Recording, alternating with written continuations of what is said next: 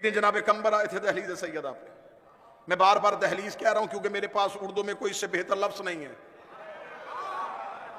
ورنہ ایک دفعہ جناب سلمان جھکے ہوئے دہلیز پہ، ایک شخص نے گزرتے ہوئے مدینے والے نے کہا تھا، اس نے کہا سلمان اسی دہلیز پہ جھکا رہتا ہے، اس دہلیز سے ملتا کیا ہے؟ سلمان نے آنکھ بھر کے اس کے چہرے کی طرف دیکھا، آج دہلیز کہا، آج کے بعد دہلیز نہ کہنا. اس نے کہا اسے دہلیز نہ کہوں تو اور کیوں کہوں؟ یہ تو لکڑی کا دروازہ ہے، ایک چوکٹ ہے، چوکٹ گئے، دہلیز ہے، دہلیز نہ کہوں تو اور کیوں کہوں؟ سلمان نے یوں اس کی آنکھوں میں آنکھیں ڈال کے کہا دہلیز نہیں سدرۃ المنتہا ہے، دہلیز نہیں سدرۃ المنتہا ہے، دہلیز نہیں سدرۃ المنتہا ہے. ہر وہ بندہ بولے گا جس کا عقیدہ میرے ساتھ ملتا ہے. فرمایا سدرۃ المنتہا ہے. سدرۃ المنتہا کا نام آنا تھا. کوئی شخص دیکھ لگا علی کے دروازے میں بیٹھ بیٹھ کے ایسی پگلی باتیں کر رہا ہے. سدرۃ المنتہا تو عرش میں ہے. فرمایا سدرۃ المنتہا کسے کہتے ہیں؟ فرمایا عرش کا وہ مقام ہے جہاں جبریل رک گئے تھے اور مصطفیٰ چلے گئے تھے.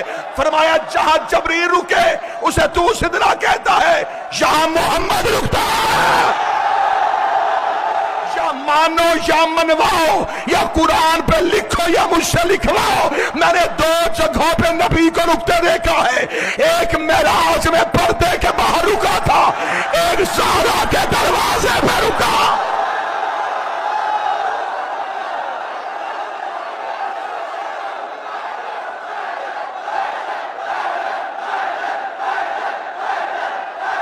قبلہ بزرگ صاحب دو جگہوں پہ مجھے نبی رکتے ہوئے نظر آئے. میں اس بندے کے قدموں پہ چار قربان کروں گا جو مجھے کسی کتاب سے ثابت کرے نبی کعبے میں اجازت مانگ کے گیا ہو، نبی قرآن لیتے اجازت مانگ کے گیا ہو. نبی دو جگہوں پہ اجازت مانگ رہے تھے، ایک معراج میں پردے کے باہر، ایک زہرا کے دروازے پہ.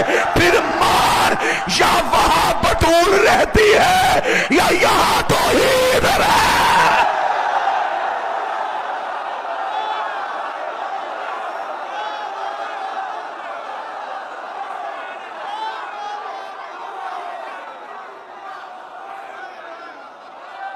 دو دن میں نے بڑا ضبط کیا ہے. یہ میرے بدے ہاتھ اب جو میرے سینے میں وہ سننا ضرور. تمہارے شہر پہ کرم ہے نبی کی بیٹی کا. تمہیں شہزادی نے کئی تبرکات سے نوازا ہوا ہے. اس کرم کی لاز رکھنا. حدیث قصہ پڑھتے ہو نا ہر گھر میں. اس شہر کو یہ اعزاز حاصل بھی ہے، یہاں وہ قصہ کا ٹکڑا بھی ہے. حدیث قصہ ہر گھر میں پڑھی جاتی ہے. کیا ہے حدیث قصہ میں؟ حسن آئے، شہزادی سے پوچھا کہ نانا کہاں ہے. جو حدیث قصہ کے قاری بیٹھے ہو، میں تو کوئی مشکل بھی بات بھی نہیں پڑھ رہا، وہ حدیث پڑھ رہا ہوں جو ہر گھر میں پڑھی ہے. حدیث قصہ میں کیا ہے؟ امام حسن آئے، اماں سے پوچھا اماں نانا کہاں ہے. وہ حسن جو ماں کی گود میں بیٹھ کے لوح پڑھتے تھے،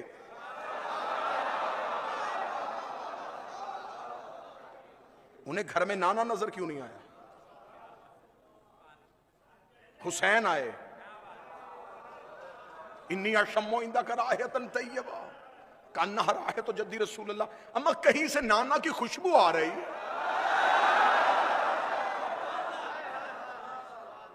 فرمایا وہ چادر کے نیچے ہے بابا. علی جیسے امام آئے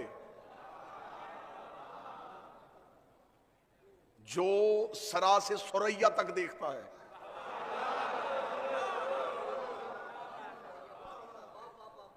وہ پوچھ رہا ہے زہرا رسول کہاں ہے؟ ایک لمحے کے لیے تو کوئی شیعہ سوچے امام حسن کو رسول کیوں نظر نہیں آ رہے؟ کریم کربلا کو نظر کیوں نہیں آ رہے؟ علی جیسا خطیب منبر سلونی کیوں پوچھ رہا ہے؟ اس کا مطلب ہے کوئی راز ہے. نبی تھے زہرا کی چادر کے نیچے.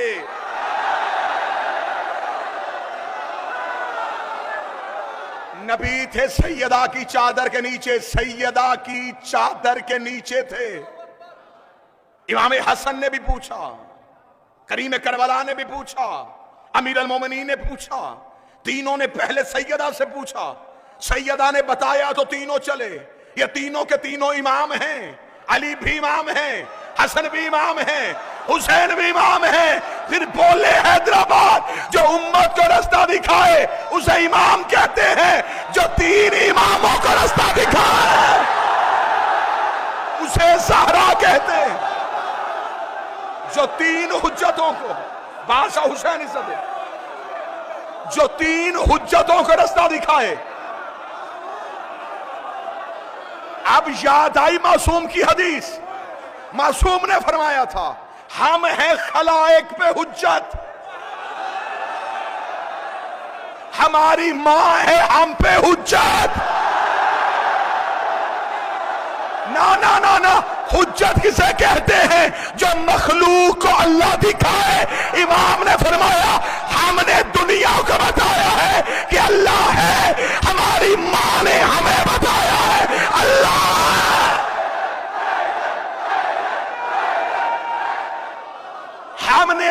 ہم نے خلائق کو بتایا اللہ ہے، ہماری ماں نے ہمیں بتایا۔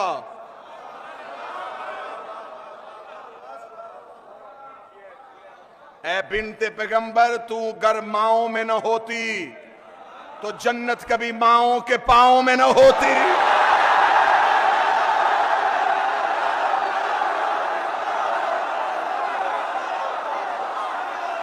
اور ہر ماں کے قدموں کے نیچے بھی جنت نہیں، اسی ماں کے قدموں میں ہے جو ماں زہرا کے قدموں میں ہے۔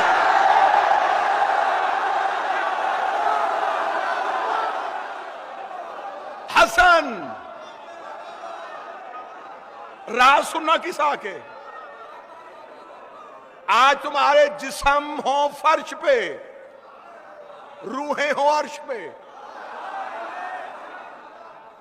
حسن آئے سیدہ سے پوچھا، حسین آئے سیدہ سے پوچھا، ایسے ہی قبلہ حدیث ہے کسا۔ تینوں جب چادر کے قریب گئے، ایک بھی 3 حجتوں میں بغیر اجازت کے چادر کے اندر نہیں گیا۔ حل اتعذن لی ان ادخل معک تحت الکساء، کیا اجازت ہے میں چادر کے نیچے آؤں؟ اجازت ملی تو چادر کے نیچے آئے، اجازت ملی تو چادر کے نیچے آئے۔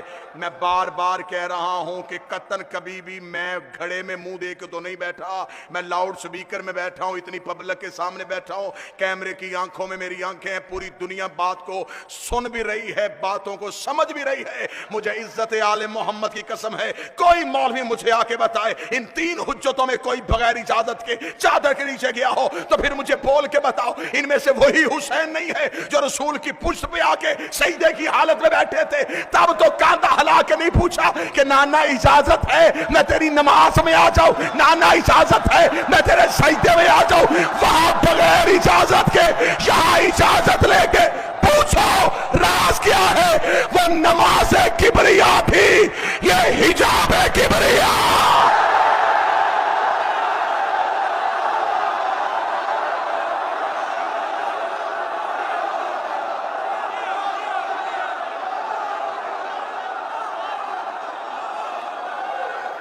وہ نماز کبریا تھی۔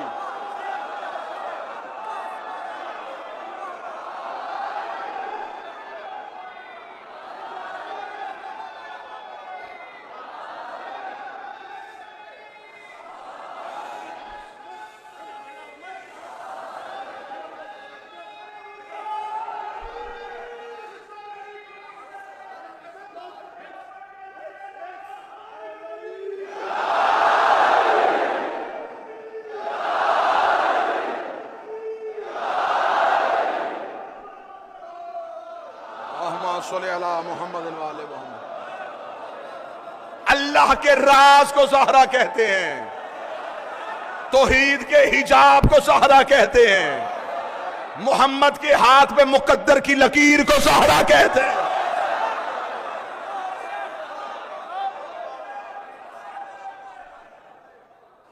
کوئی بھی بغیر اجازت کے نہیں آیا، اس لیے کہ وہ حجاب کبریا ہے۔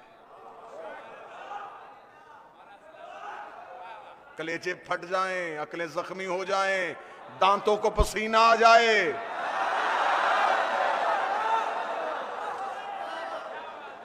ان کی دہلیز کے راز پڑھنے کے لیے معراج میں گئے تو کہاں رکے تھے؟ پردے کے باہر. آج تک شیعہ سنی اسی بات پہ خوش ہوئے جا رہے ہیں. ہمارے نبی معراج میں گئے تھے جوتے سمیت. ایسا ہی ہے، اسی بات پہ ہیں. تو جوتا ایک تو نہیں گیا،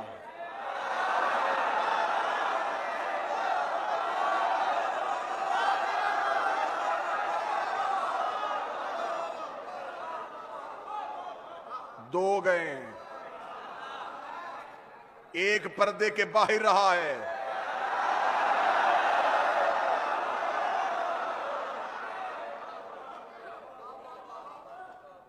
یہاں وہاں نبی نے اجازت مانگی یا یہاں اجازت مانگی.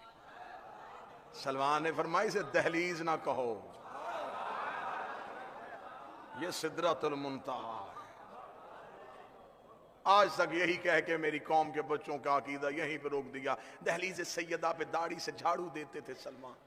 جھاڑو وہاں دیا جاتا ہے جہاں گندگی کا احتمال ہو.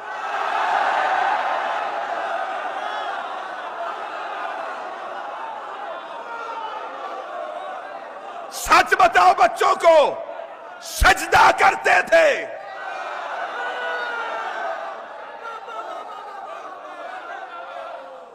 جھکتے تھے آ کے تعظیم میں.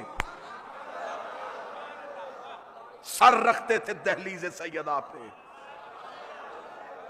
اردو ادب میں اس سے بہتر جملہ کہہ دیتا ہوں، رات کے سجدے میں گرے ہوئے تاروں کو اپنی نور کی داڑھی سے اٹھاتے تھے.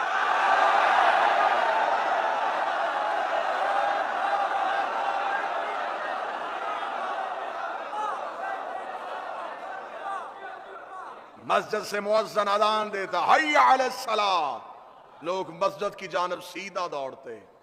سلمان پہلے دہلیز پہ آتے، پہلے یہاں سجدہ کرتے، پھر وہاں سجدہ کرتے. ایک دن ایک بڑے میاں نے رسول سے جا کے کہا، یا رسول اللہ یہ ضعیف ہونے کی وجہ سے دیر سے نہیں آتے، جناب پہلے سیدہ کے دروازے پہ جاتے ہیں، پہلے وہاں سجدہ کرتے ہیں. رسول نے کہا سلمان میری بیٹی کے دروازے پہ سجدہ کرنے کیوں جاتے ہیں؟ فرمایا انہیں بتانا چاہتا ہوں مسجد میں اللہ تب راضی ہوتا ہے جب گھر میں بطول راضی.